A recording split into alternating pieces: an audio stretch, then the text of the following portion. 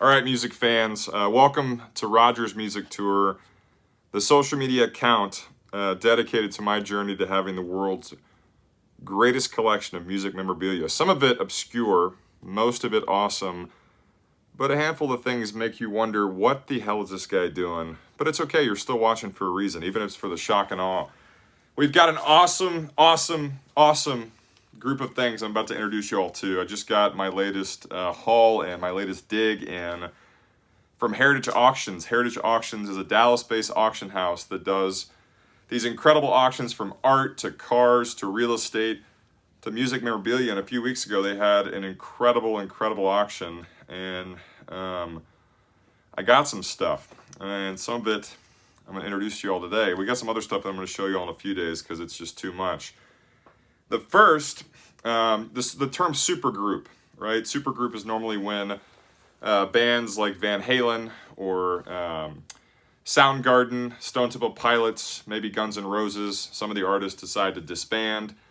Maybe they run out of money. Maybe they want to go and tour again, so they form groups with other members of other bands. My favorite supergroup, by the way, one of them was a group called Damn Yankees, a power ballad called High Enough. But anyway, one of the first groups to branch off and do supergroups was the Byrds. The Byrds came from, they went to Crosby, Stills, Nash & Young, Crosby, Stills, and Nash, Buffalo, Springfield, the Rock and Roll Hall of Famers, and this is one of their very first concert releases.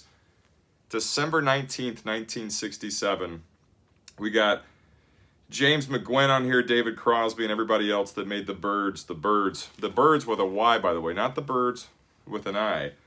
So that's the first piece we got. The second one is a hell of a piece. Fun fact, the second most famous person to ever have a first name of Rogers is me. The first most famous is this guy, Prince.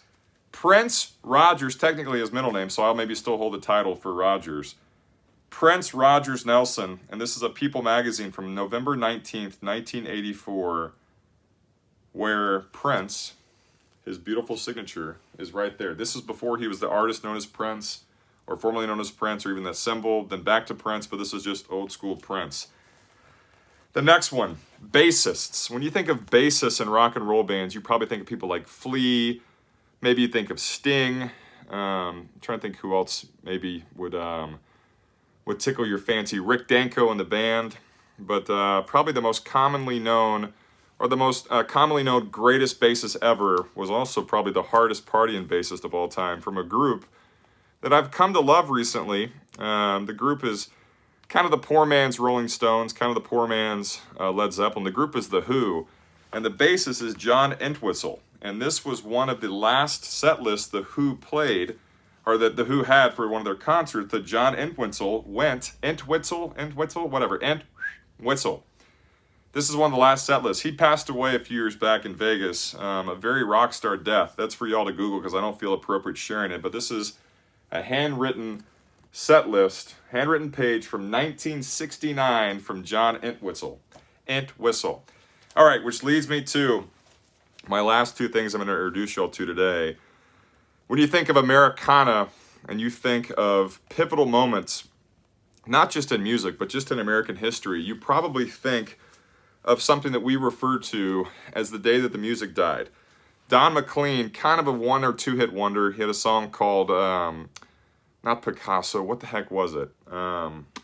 Maybe Monet, I don't remember what it was. Anyway, it was about an artist. It was really good. And then he had a more famous song called American Pie. A long time ago, I can remember when the music used to play. Bye, Miss America. That was about the day that the music died. The day the music died was a day that a group of very famous musicians were traveling, I believe, out of or into Iowa. And unfortunately, due to inclement weather, their plane crashed and they passed away. On that plane was a guy named J.B. Richardson from Beaumont, Texas. He's also known as the Big Bopper. He had a song called Hello, Baby, called Chantilly Lace. Also on that plane was one of my favorite artists as a child, and still to this day, Ritchie Valens. My favorite movie as a child, La Bamba, right next to Young Guns, both starring Lou Diamond Phillips from the same hometown as me, Corpus Christi, Texas. But Musically, the biggest loss that day, it could have been Waylon Jennings, but he flipped a coin and that seat went to Richie Valens. Waylon Jennings went on to have an incredible country career, but on that plane was also a guy that was a poppy wonder megastar who was known for wearing bow ties. His name was Buddy Holly, also from Texas. Buddy Holly had a group called Buddy Holly and the Crickets, and Buddy Holly was known for wearing a bow tie on stage, and he was a guitar picker. So right here is the last bow tie Buddy Holly ever wore, as well as one of the last guitar picks he ever used. So this is a stage-worn, concert-worn Buddy Holly bow tie and a Buddy Holly personally owned and played guitar pick. And to me, this is history. Not just music history, not just American history, but this is world history. And it's now in the famed music room on the infamous Rogers Music Tour. So thanks for following us today, y'all. This has been a really special one. Oh my gosh, what was the Don McLean song? This is going to drive me crazy. Raymond, oh my God. I'll put it in the comments, but dadgummit, I forget. Either way, thanks for following along. We got some more stuff coming up, including something with Michael Jackson and the most famous music video of all time. Thanks for following us. For all y'all that have memorabilia you want to sell, as long as it's authenticated, reach out to me. I'm a buyer. I'm never a seller. Thanks for following Rogers Music Tour. I still can't believe I forgot the Don McLean song. I'm going to give it 10 more seconds. And I don't have it. That's it. Have a great weekend.